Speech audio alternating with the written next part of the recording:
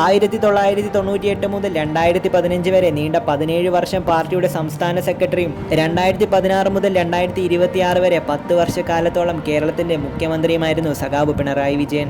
ഓഗിയും നിപ്പയും പ്രളയവും കോവിഡും ഉരുൾപൊട്ടലും നേരിട്ട കേരള ജനതയെ ചേർത്ത് പിടിച്ച കേരളത്തിന്റെ സ്വന്തം ക്യാപ്റ്റൻ.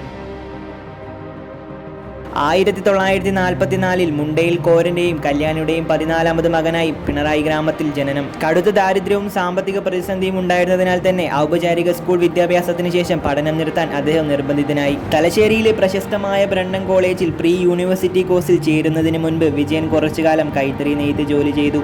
തുടർന്ന് ഇതേ കോളേജിൽ നിന്ന് സാമ്പത്തിക ശാസ്ത്രത്തിൽ BA ബിരുദം നേടി. ഇക്കാലം അത്രയും അദ്ദേഹം വിദ്യാർത്ഥി രാഷ്ട്രീയത്തിൽ സജീവമായിരുന്നു. പിന്നീട് student federation of India SFI ആയി മാറിയ കേരള സ്റ്റുഡൻറ് ഫെഡറേഷൻ KSFന്റെ അംഗമായിട്ടാണ് അദ്ദേഹം തൻ്റെ രാഷ്ട്രീയ ജീവിതം ആരംഭിച്ചത്. മേഖലയിലെ പ്രമുഖ വിദ്യാർത്ഥി രാഷ്ട്രീയക്കാരിൽ ഒരാളായ സഖാവ് പിണറായി KSFന്റെ പ്രസിഡന്റായും സെക്രട്ടറിയായും സേവനമനുഷ്ഠിച്ചു. 24ാം വയസ്സിൽ തന്നെ കമ്മ്യൂണിസ്റ്റ് പാർട്ടി ഓഫ് ഇന്ത്യയുടെ കണ്ണൂർ ജില്ലാ കമ്മിറ്റി അംഗമായും 28ാം വയസ്സിൽ ജില്ലാ സെക്രട്ടേറിയറ്റ് അംഗമായും തിരഞ്ഞെടുക്കപ്പെട്ട അദ്ദേഹം ഭാവിയിൽ പാർട്ടി അണികളിലും ജനങ്ങളുടെ മനസ്സിലും വളരെ പെട്ടെന്ന് തന്നെ ഉയർന്നു വന്നു.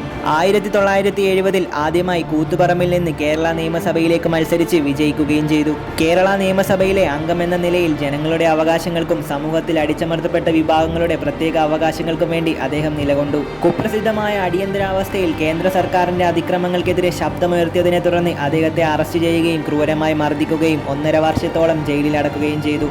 പുറത്തിറങ്ങിയ പിണറായി രക്തം പുരണ്ട തന്റെ ഷർട്ടും ഉയർത്തിപ്പിടിച്ച് കേരള നിയമസഭയിലേക്ക് കയറി വന്നത് മലയാളികൾ അത്ര പെട്ടെന്നൊന്നും മറന്നു കാണില്ല.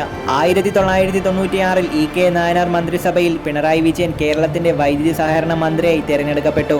കേരളം കണ്ട ഏറ്റവും മികച്ച വൈദ്യുതി മന്ത്രിമാരിൽ ഒരാളായിരുന്ന സഖാവ് പിണറായി വിജയൻ മന്ത്രിസഭ വിട്ട് 1998 CPIM സംസ്ഥാന സെക്രട്ടറിയായി ചുമതലയേറ്റു. പിന്നീട് 2016 കേരളത്തിന്റെ മുഖ്യമന്ത്രിയായി ചുമതലയേൽക്കുകയും 2021 ആ വിജയം ആവർത്തിക്കുകയും ചെയ്തു. ഇന്ന് 2026 തുടർച്ചയായ 10 വർഷങ്ങൾക്കിപ്പുറം സഖാവ് പിണറായി വിജയൻ മുഖ്യമന്ത്രി സ്ഥാനം ഒഴിയുന്ന സമയത്തും ഒരു അഴിമതി ആരോപണം പോലും അദ്ദേഹത്തിനെതിരെ തെളിയിക്കാൻ പറ്റിയിട്ടില്ല എന്നതും പിണറായി എന്ന നേതാവിന്റെ മഹത്വം എത്രത്തോളമാണെന്ന് ചൂണ്ടിക്കാണിക്കുന്നു. ഈ നൂറ്റാണ്ടിലെ തന്നെ ഏറ്റവും വലിയ മഹാദുരന്തങ്ങൾ ഓരോന്നായി വന്നിട്ടും ഈ നാടിനെയും ജനങ്ങളെയും ചേർത്ത് നിർത്തിയതിന് പ്രിയ സഖാവ് പിണറായി വിജയന് നന്ദി.